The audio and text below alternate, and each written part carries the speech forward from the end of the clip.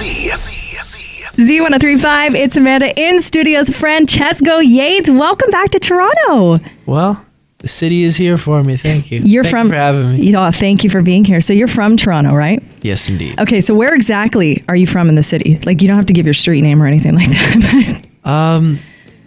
I'm from Scarborough. Scarborough. I'm repping Scarborough. Repping the Scarborough. Yeah. Very cool. Yeah. So you know the city pretty well. You've probably grown up listening to Toronto radio. Yes. How weird is it for you to actually be on Toronto radio now? It's definitely different. Yeah. I never imagined when I was driving to hockey that I would ever be in a radio station. I don't know. I never knew what it would come to until this, which is good. I'm glad I'm here. Are all your family and friends freaking out about it? Do they think it's really cool? They do. Yeah. They do. It's good. It's good with them because I get to be around people that, don't necessarily care whether I'm doing music or not. Mm-hmm. I hang with my best friend and he doesn't really, we want to talk about other stuff, which is good. Yeah. Sometimes it's not good to be focused on music all the time. Yeah. It's nice to kind of like detach yourself from it a bit, right? Speaking of music, your music coming up was produced by Pharrell Williams. Walking away from that experience, what is the most important thing that you learned or that you're taking away from it, would you say? Pharrell Williams, the great one. He's crazy. He's a master. He is truly a master at his craft. Well, one thing he was really good at advocating for me is not to question my gut instinct. Okay. When you're writing music, you can get in your head a lot and think of which idea is the best. And he says usually you trust your gut with that type of thing. Usually the first idea, the one that was natural to you should be the one you go with. And is that what you kind of followed when you were writing your album? In a way, it's changed the philosophy of how I made it. Do you have any, I'm sure Pharrell has quirks in the studio. I heard he doesn't like people coming in and out. Yep. Do you have any of those quirks now? That when I'm recording vocals, I don't want anyone to see my awkward dance moves, so I do it in the dark. Really? Yeah. That's a little romantic. And it's crazy. I like to see it as painting. Mm-hmm. I wouldn't want to bring anyone in to hear rough drafts of things. I only like to bring people in to hear it when it's done because, when you're painting a picture, you wouldn't show someone the stencil of it, Yeah, exactly. I want to show them the finished thing. Very cool. Makes sense, though. They can enjoy it fully. Exactly. Instead of having to imagine. I love that. So growing up in Scarborough, I heard that you went to a rock camp. Yes. Is School of Rock your favorite movie? That was for a long time. It is one of my favorite movies. It's just, I love what it stands for. Yeah. It just inspired me to do that. And, I guess that's what pushed me over the top is those two vehicles. And they helped me, and it helped me a lot. Because the rent was way hardcore as well, right? The rent was way hardcore, extremely. I hear you're a big Justin Timberlake fan as well. Yes. What went through your mind when he tweeted your music, when he was praising you? What was the first thing that you thought?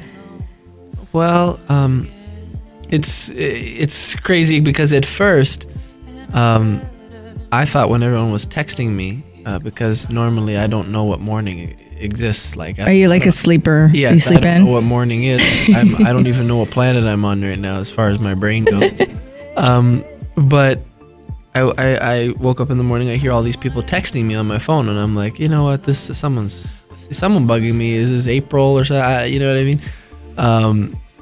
And sure enough, I look at my Twitter and I realize what they were bugging me about was actually something quite crazy. Yeah.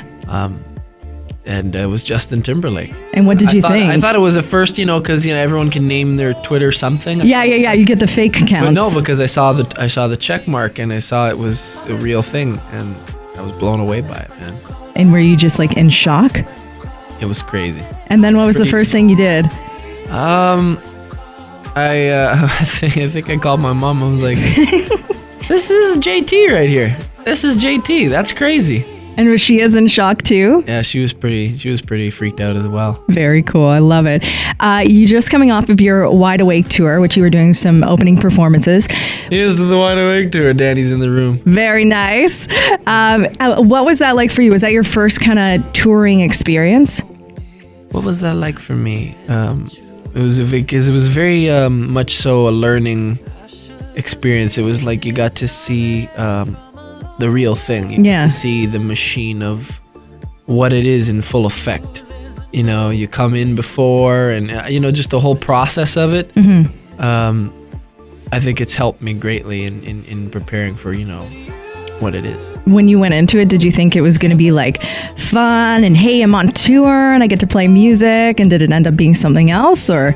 Well, no, it's always fun. It's always fun. It's just amazing, some of the things that transpire. It's like straight out of a movie book. You think that these things aren't supposed to happen because we're all reasonable human beings. Yeah. But they still end up happening. You know what I mean? Like what? What's a crazy story from that tour? I don't know. Just ordering pizza at 3:00 in the morning, knowing I'm supposed to be up at 7.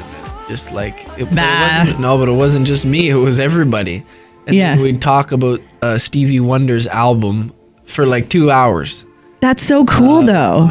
And just the experience of doing it. I think it was a great thing. I wouldn't trade it for anything else. Yeah. It was a great learning experience, and it helped me with my music. Yeah, it helped you grow, right? It helped because after the tour, I kind of had a better grip on what I wanted my artistry to be, and I wanted it to be presented. Very cool. We make a lot of mistakes to learn from them. Mm-hmm. And that was a real educational sort of thing. It's kind of like perfect for you to set up on your next single to be released, Better to Be Loved, right? Be Loved. Going out to promote that. Tell me a bit about that song. How did that song come to be? Well, it was 1:00 in the morning somewhere in a studio in North Hollywood in Los Angeles. Mm-hmm. I was working. I was working on Call, which is another song of mine. Yes. And late night, we listened to Michael Jackson, and we were getting inspired by the feel of the 80s and that whole thing, and we just ended up coming up with it and really drawing from that. There's a quote out there that says it's better to be feared than loved. Mm-hmm. But we were like, no, we're not going to do that. So we're going to do Better to Be Loved. And we managed to come up with that all produced and done in 6 hours. Wow, that fast. It's amazing when the inspiration catches you how time flies. To me, it didn't, you know what I mean? It felt like, a snap of the finger. Yeah. But it's crazy. And since you're a bit of a night owl, I'm going to see that, that's when most of your creativity happens, right? Very cool. It's something about the nighttime. There's something magical. Drake says, I come alive in the nighttime for a reason. How do you know that you will have made it, that you're going to be successful? What's going to be that moment? When I get up in the morning and I'm completely fulfilled. And when I play Wembley Stadium. That's the big goal? Well, yeah, I mean, because I watched a lot of Queen, and I have the Queen DVD. Love Queen, yes. Where Freddie Mercury's playing Wembley Stadium. Yeah. Like, well, that's where it is. Very cool. But of course, I'd love to, eventually do it at that level and play and reach as many people as I can. Mm-hmm. But just to have some, peace of mind, that's the ultimate goal. Yeah. And to keep steady. Very cool. Well, I definitely think you're going to make it to Wembley Stadium. Thank you. And if you're keeping on this path and you're keeping working hard, you know what? You have a lot of talent. I love the next single, and I'm wishing you nothing but all the success in the world. Thank you very much. You're very welcome. Thank you so much for stopping by. Rock and roll. Let's do it. All right. Once upon a time came suddenly.